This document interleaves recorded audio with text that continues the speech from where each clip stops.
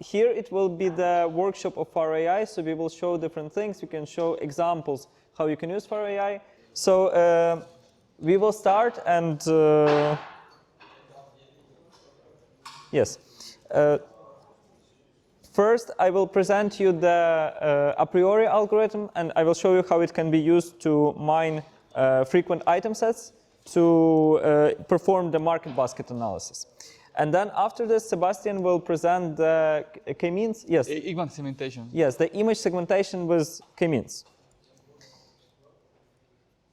So I will wait until people move. Yes.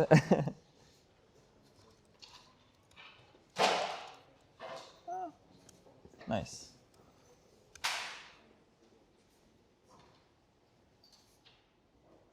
Okay, now I think it's good. So here on the slide, I hope it is visible. I'm reusing my old slides from my different presentation, but here you can see the example of the transaction dataset. So what it is, you can think of it as an example when you go to the supermarket, you buy something and you get a check or a receipt, which contains the list of products that you have just purchased.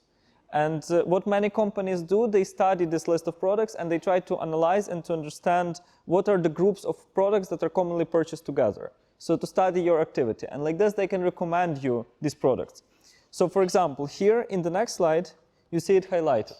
So you see the red part, it's bread, butter, bread, butter, bread, butter. So customer 1, 2, and 3, they all bought the same pair of products. And the blue ones is milk and cereal. Also, customer 3, 4, and 5, they bought milk and cereal together. Which means that if we instruct this kind of information, we can have the understanding that first, bread and butter, they're commonly purchased together, and second, milk and cereal, they're commonly purchased together. And like that, we can recommend this to the clients. Now, there are two kinds of recommendations that we can do. First recommendation is just knowing that these are the item sets. So knowing that these groups of items are commonly together, so we can recommend them together as a bundle. Second kind of recommendation is the association rule. So when we see that somebody has already purchased bread, then as a result, we can recommend the butter to this person, because we know that probably it comes together. So to get the frequent items as the first kind of recommendation, we need a metric that is called support. So what it is, it's kind of the, because when we say frequent, what do we mean by frequent? So the support is kind of the measure of frequency. So support of 60%, for example, means that in our database, at least 60% of clients have purchased this item set. And if it is less than that, we don't consider it frequent. But if it is more, it is still frequent. Now, the association rules, we use another metric to define if association rule is good or bad. It is called confidence. So in this case, confidence, what does it mean? It means if we know that the client has purchased bread, what is the conditional probability that the same client will purchase the butter? So we divide the number of clients that purchase bread and butter by the number of clients that purchase only bread. Now, having this information, I will show you the example, but just as a small side note, I will also show you because this was heavily used in my PhD. So I used the same algorithm for source code. So what I did, I was taking method calls, and I was representing each method call as the product, for example. And I was representing each commit as a transaction. So like that, I was trying to learn what are the groups of operations that commonly come together. And like this, I could recommend the replacements of method calls. So for example, if the library was updated, I could say that, for example, if method next was commonly removed, and at the same time, method next node was commonly added, so like this, I could say that next node is probably the replacement for next. And this was the important part of my PhD. So like this, I'm showing you that these algorithms that we develop for Pharo AI, they're sometimes used in not very typical applications when we apply them to source code or something, but it's super fun. Yeah, and it was like that. So we generated, you see, we, having this rule, knowing that next should be replaced with next node, I generated the transformation rules, and I inserted them in the transform deprecations that I showed you yesterday. So that we have deprecated, method next is deprecated, people should use next node instead, and we generated the transformation rule replace next with next node, like that. Okay. Now I will show you the small hands-on example. What you can do is to maximize that and put it in like that. Put it in another desk. Like that, it will be automatically fit in the. Oh, really? Yes, yes. How?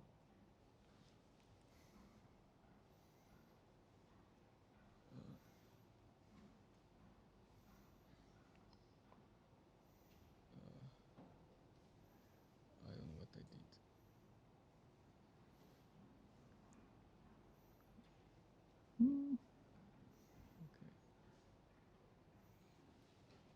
No, Okay, so it doesn't look right, but it's okay. I'll just minimize it and I'll put it as big as possible. Like this and kind of like that. I think it's good enough. And now I will increase the font so that you can see. So appearance, medium, maybe large. No, medium, large. Should be good. Okay. Now, first thing that we need to do, I will load the a priori algorithm from Pharo AI. So for that, we go here, we go to Pharo AI GitHub. We take the a priori. Yes, Sebastian renamed it, like this one. So all repositories, as we explained in our presentation, so as Sebastian explained in his presentation, Pharo AI is very modular. So like this, every algorithm that we develop, it lives in a separate repository, and it has its own script that can load you only this algorithm, and all dependencies that it needs. So you take this, you put it, where is my image? You put it here. Yes, and we execute this. This will load the a priori algorithm. Now, when this is done, we take, wait, where was the example? It was here. It's here, here. you have the data set? I hope so. We'll see. So first we need to pass the path to dataset, and I think I have it in my grocery CSV, not desktop, but downloads. No, I don't. So I will download the dataset, or Go to the wiki. Wiki, okay. We go here. Actually, also what we are doing is in the wiki, as you can see, we have a lot of tutorials. So we have all of these, and what we are going to do now is we're going to do lively 2 of the tutorials of here. But if you want to try by yourself in home or in another time, you can follow by yourself. By the way, it's also, yes, that's important, because all of this, what I'm showing you right now, it's written in the wiki. So if you want to follow yourself and want to follow at home, so I will put the link on Discord right here. Okay, so yes, we are going to follow the tweet, and here is all the links to download the algorithm and also the CSV file. You can download it from here. Yes, exactly. So now I click here, I download the CSV file, it's in the Kaggle. I take download, good, and now I have archive. I unzip it. Yeah, it's here, okay. Groceries, okay. So it will you be, need to put it into yes, downloads, archive. Okay, so here's our CSV file. You can see it like that. It's just a textual file where each pair of products is separated by comma. You have citrus fruit, semi-finished bread, and so on. Okay, we take this file. First, we load it. So we take the contents of this file. We split it by lines. We don't need all but first now. Yeah, let's do it live. We have transactions. We do file contents. We split by lines. And then each line we collect. We take line and we separate it by comma. So we do comma, split, line. Right? Now we inspect, and this gives us, you see, yeah, it's done. This is the list of transactions. So we have an array of 9,000 something transactions, and each transaction is the ordered collection of products that have been purchased. So it's not really visible, it's too small, but it's like whole milk, yogurt, cream cheese, and so on. Okay, now I remove this.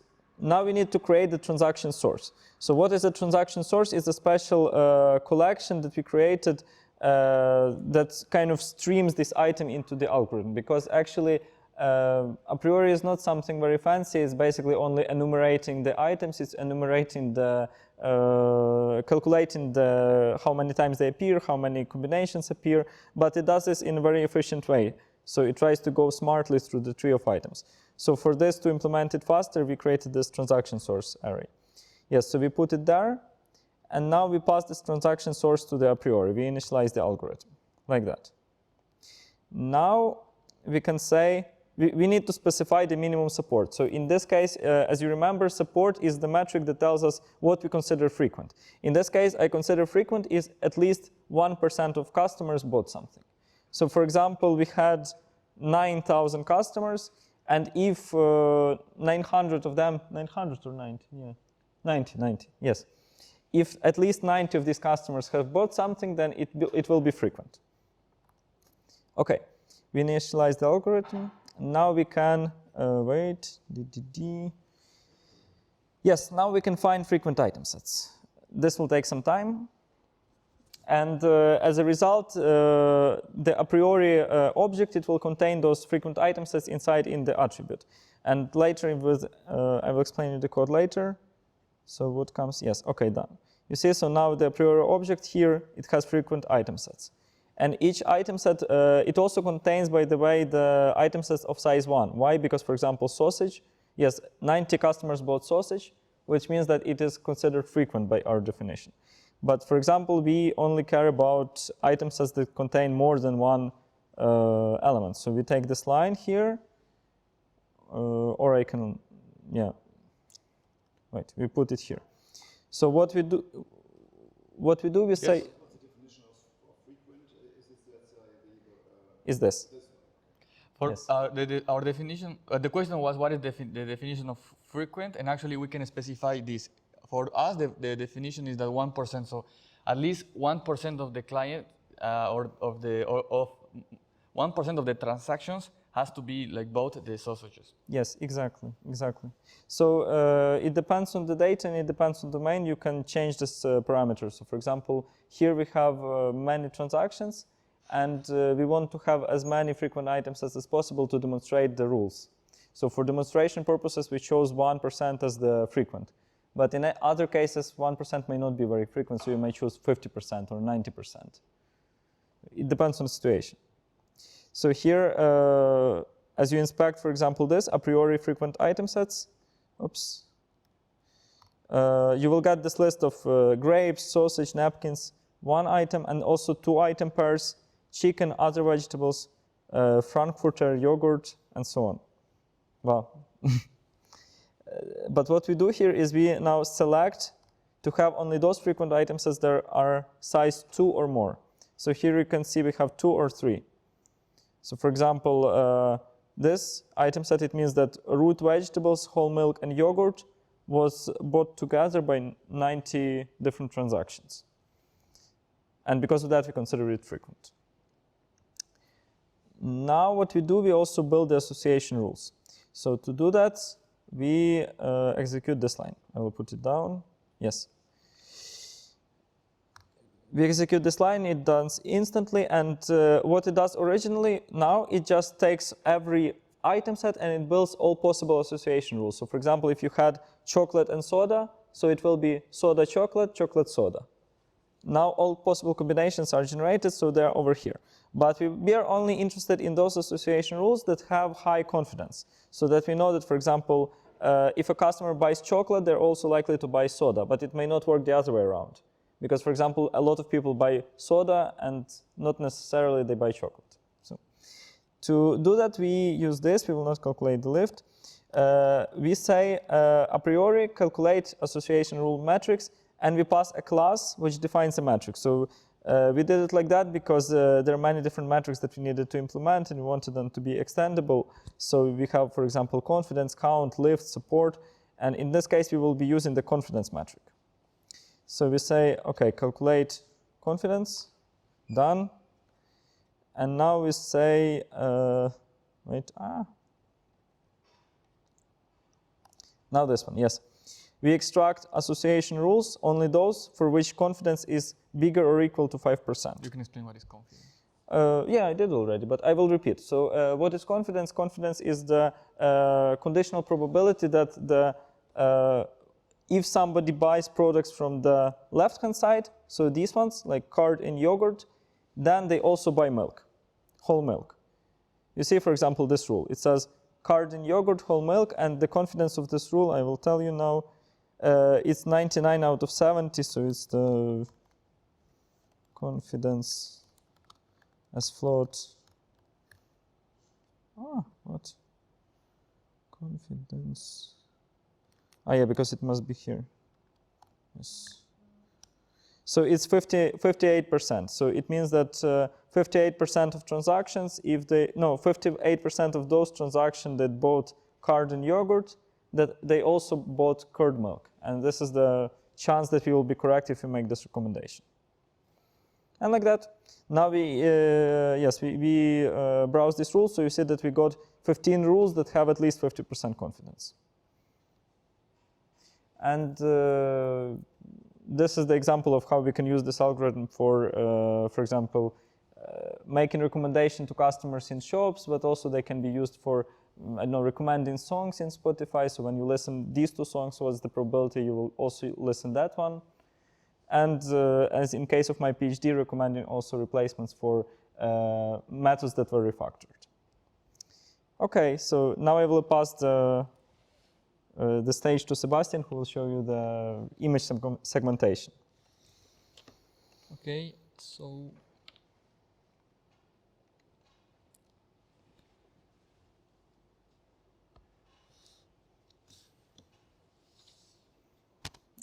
okay, so I'm going to show you image segmentation like using k-means. I will first explain a little bit what is image segmentation. So,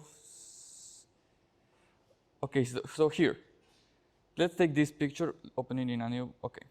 So actually, we can represent a picture as a data set, because we were talking about data set, but what is a picture? A picture, it can be seen as like a set of pixels, basically, no? So you have like thousands of millions of pixels, and that is what it composes a picture. And actually, you can define a picture, the color of a pixel, in 3 different colors, no? R, H, G, B.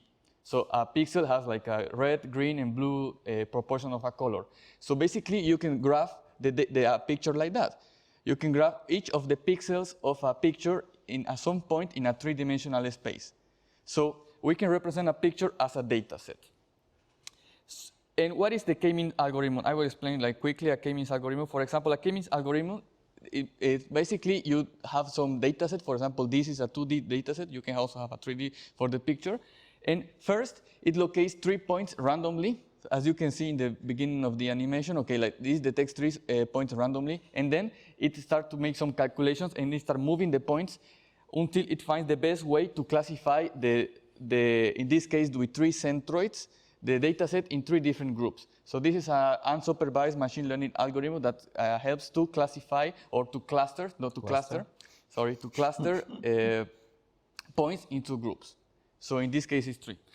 So, and I will show you this tutorial, and actually this can be used in image segmentation, because we can have like an image that has a lot of pixels with a lot of colors, but we can say, okay, let's find the 3 most representative colors of the picture, or 2 or 10 or whatever. For example, here, no? Here you can have an example, and this can also be used for example, for robot vision. For example, when you have a robot that it moves, a picture, the input of a robot is a too complicated picture. So normally, it segments the picture into 2 or 3 different colors. Like that, the robot only can see in black and white, and it's more easy for him or for the robot to identify, for example, here there is an object and I will not crash. Also, it can be used for identifying breast cancer, or for example, to see into microscopic image. So, yeah, so you see there on top, there is the picture that was taken by microscope. And it's not visible on the slide, but actually there are many different colors. It's like a photograph. And now this algorithm can segment this picture into 3 different colors. So like this, you can clearly see there is the green area, there are some red cells, and then there are some blue cells. So maybe doctors can understand the meaning of them. Exactly. So now we are going to follow a tutorial that is here in the Pharo AI wiki. You go here, you have tutorials, you click on here, and you have here clustering, image segmentation using k-means. So all the things that I'm going to explain now, actually I also explained it here in the tutorial, but I am going to do it lively for you. So first you need to install this. I already installed it. I have an image already prepared. Here, for example, I will close this. And now let's go step by step. First, I have an image of a painting of Renoir. And for example, I want to expand this. So, okay, I have a painting. Nice. And I want to segment the painting. So we have a picture, or for example, we can also have another different kind of picture. We have, for example, this repo has examples. We can see the picture of Nahuel. He's not here. Okay, so we can segment this. Let's Whatever. do Nahuel. Yeah. So in order to do that, let's say, okay, I want to create a segmentator using AI image segmentation. I need to pass the file of an image or whatever image that I have. In this case, it will be Nahuel. And I want to classify in 3 different colors. So I need to create this object. I create this object, and okay, I have an object that you see is not initialized yet. It doesn't have the segments of the image. And after that, the API is pretty simple. First, we need to call the method cluster image pixels. So we call this. It's going to take some time because you need to run the algorithm in the dataset of the image or in the image. Okay, so it already did it. And now we already have we can, for example, inspect the clusters. If we inspect the cluster of this, we say that, okay, it classifies each of the pictures of the image. So here doesn't have any sense, but for example, we can see the result. We can see open all. If we run this open all, no. Sorry. I need to segmentate the image. I need to do this, segmentate. Yes. Okay, now, after classifying the image, it segmented it. So, for example, we have here open all. Now it's going to, okay. So here, you have the original image. Here, you have the segmented image with only 3 colors. And here, you have each of the colors that segmented the image. And we can do this also for the Renoir painting. For example, we have Renoir. We do this. We need to run everything again. We can do all over this. Sorry, I need to do this. But it's super nice because like that we can extract, so for example, if you take a picture of a bottle, a computer and a desk, you take photo and then you segment into 3 colors. So you can take separately computer, separately bottle, separately desk. And like that, for example, robots that do computer vision, they can understand objects in the space. And also people can understand, or some algorithms can understand certain parts of images, do some analysis. Sorry, I cannot find the image, but I will. So this is basically k-means algorithm. Yes. Yes. And do you have to do hyperparameter tuning? Like there are a lot of parameters to such algorithm. Of course, the k Yes. parameter is the most important one. And here you clearly know that how many you want, but most of the time the problem we have is how to decide the value of k. Yes, so Pooja was asking what are the hyperparameters that we need to choose and how do we decide the number of k. So in fact, if I'm not mistaken, in this case we only have the hyperparameter k. We have no other hyperparameters because it always optimizes to the optimal solution. So it's not, the only randomness is when you initialize the random points, and after that it always finds the good clustering. Now, how do we choose the k? It depends on the scenario, but because it's true that what you said, that if for k-means, the difficult part is to choose k. But in case of image segmentation, usually it comes with the problem. So for example, if you're doing the robot vision, usually we have only 2 k's. So the k is 2. Why? Because we have black and white. In this case, black is nothingness and white is the object that we're looking for, right? Yes, so exactly. So for example, if you have another kind of images, another kind of input, and another kind of robot vision or another kind of analysis that you do afterwards, then you may want to have 3 layers, for example. You may want to have 3. Like, for example, when Sebastian was showing Noel just now, he showed it in 3 colors. Because then he could separate, for example, the wall, the Noel's hair, and Noel's T-shirt, like that. For example, now we can classify this painting into 2 colors, for example. Well, there was a mistake with the name, but okay, I found this. So we have this painting, and then we are going to classify in 2 colors. Okay, so we create the object, we run the cluster algorithm, the k-means cluster, okay. Then we need to segmentate the image, okay. And now, for example, we can see the colors. There are 2 colors that they found the 2 most representative colors of the painting. And now, for example, we can open it all. So we open it, and then we have, like you can see here, we have the original image. We have the segmented image into 2 colors. And then we can see that this image is built with this and this other image. Yes. So we can do the same. We can, for example, there is also one other image. What was this two? One lighter one and the darker one? It's like the background and the trees.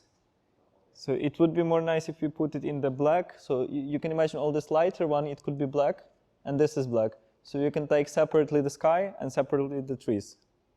You see one image, this one has white as the sky, so we don't care the sky, and darker is the trees. And then the next image, it has white the trees and darker the sky. Yeah. And also, for example, we can try to with different images. We have like here another image. We inspect it. Also, we have this arid mountain, for example. Okay, you can also try with this. Yeah. So here the goal would be also to separate the sky from the mountain. Yeah, exactly. Exactly. The goal is to separate the sky from the mountain. So we have the mountain. That is GP. Okay. So okay, we have the picture, and then we want to separate into different colors, and we run everything of this, and then it will take some time. Okay, so we have the original image, we have the segmented one, and then we have the mountains, or what these things is the mountains, and we have the inverse of this, we have the sky. And then the combination of both of them, that is this. And maybe this also answers what Pooja was asking, because indeed you see in this case, the sky and these lines, they mix together. So maybe if you choose 3 colors, if you choose 3 segments, maybe you can try with 3. Yeah, we can try with 3 segments, for example. So then probably it would separate separately sky, lines, and the darker part of mountains.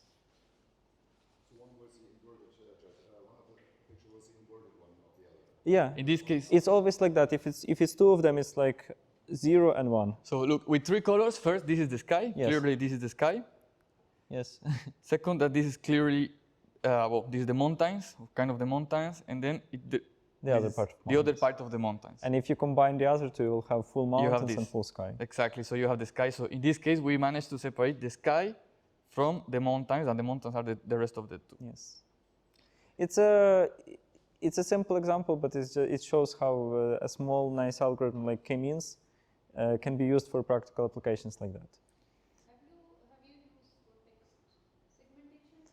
Have you tried it or? She's asking if we have tried it for text segmentation. So no, we have not tried it, but yes, it is possible. So yes, it's like that.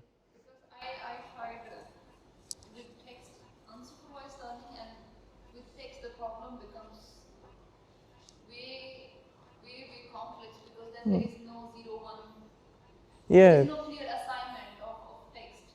The words have different contexts, and then they can belong to different clusters. And how do you decide which cluster do you want to assign it? Yes. I think it would be interesting if you try the same with the text data. Exactly. This is the case that in other applications of k-means, when you try to cluster other kinds of data, oftentimes it's very difficult to decide what would be the number of clusters. And I think this is generally the problem with all shallow machine learning, so everything that we present to you in the last 3 days, because all these algorithms, they often depend on hyperparameters. So yes, you can implement them and then you run them, but then a lot depends on your choice of what kind of learning rate you use. So for example, what is the speed of learning? It will affect the result. What is the pre-processing of the data that you choose? What are the specific features of the data that you want to pay attention to? What is the number of clusters that you want to separate, like here?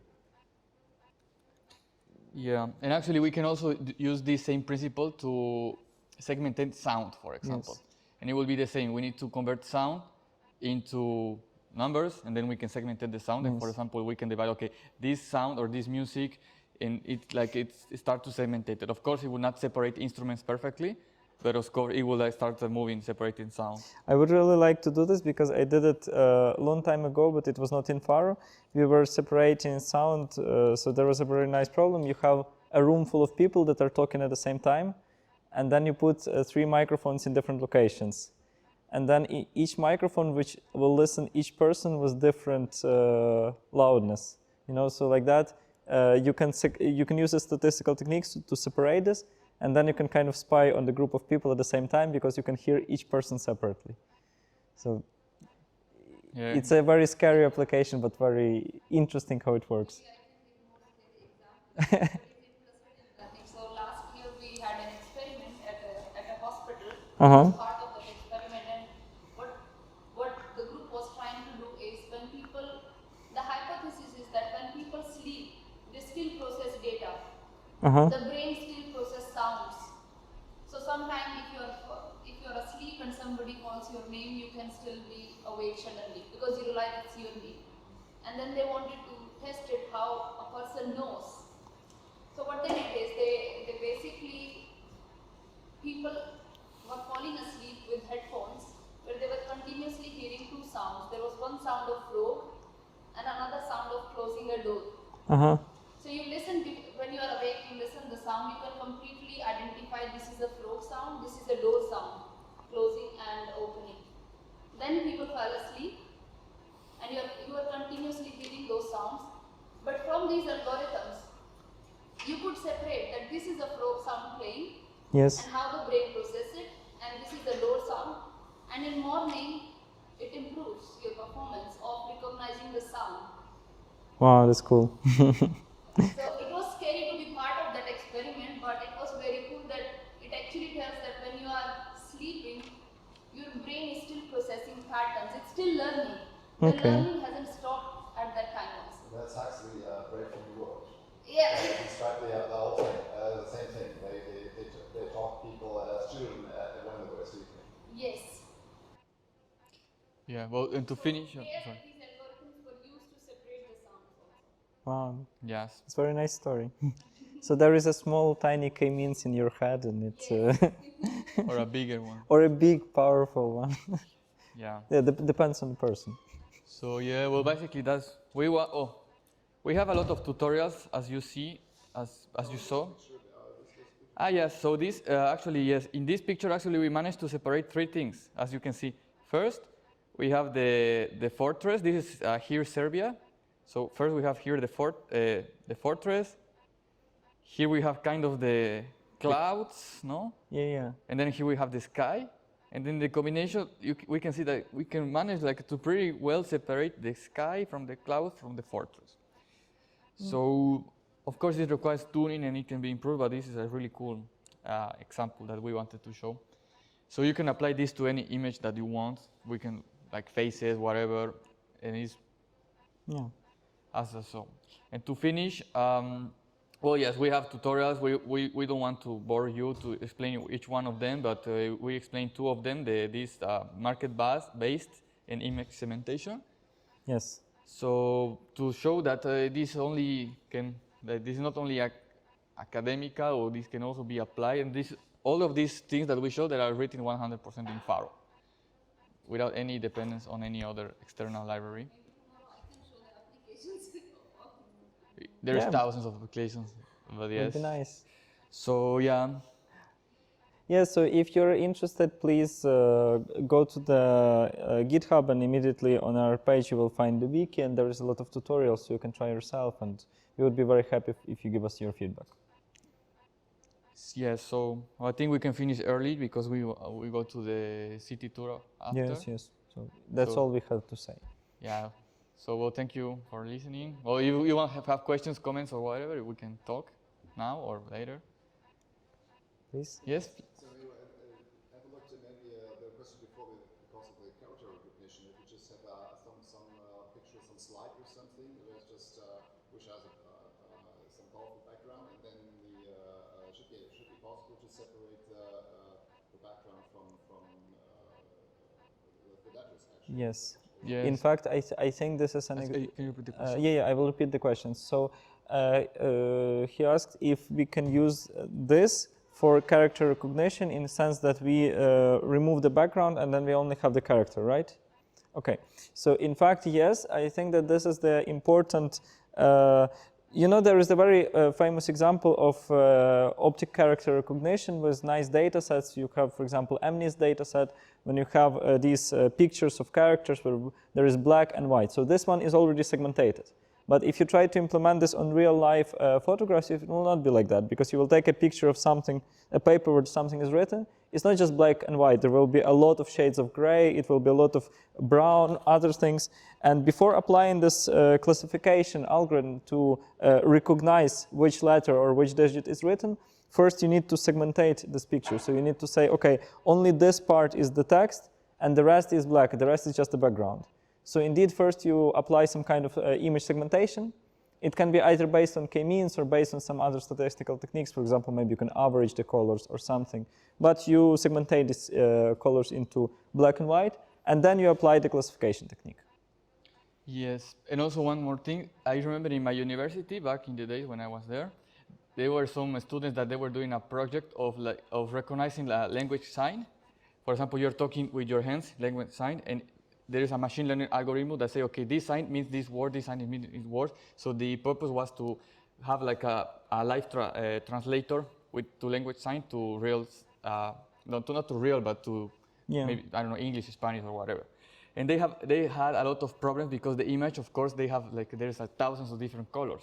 So what they did actually is that before training the algorithm, they segmented the image into 2 colors to only have the silhouette, because the silhouette.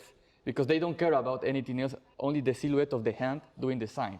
So that is also one application. For example, here with the photo of Nahuel, with only 2 colors, this photo we can see how, okay, we pretty much, Nahuel, not Nahuel. we found the silhouette of Nahuel.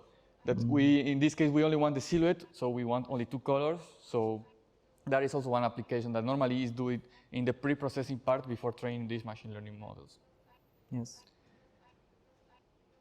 So there is more questions or comments, or? Well, thank you very much for staying and for listening to us, and I hope that you are not getting bored of us. No, they're getting entertained. Because we are, yeah. But thank you very much. Yes. Yeah.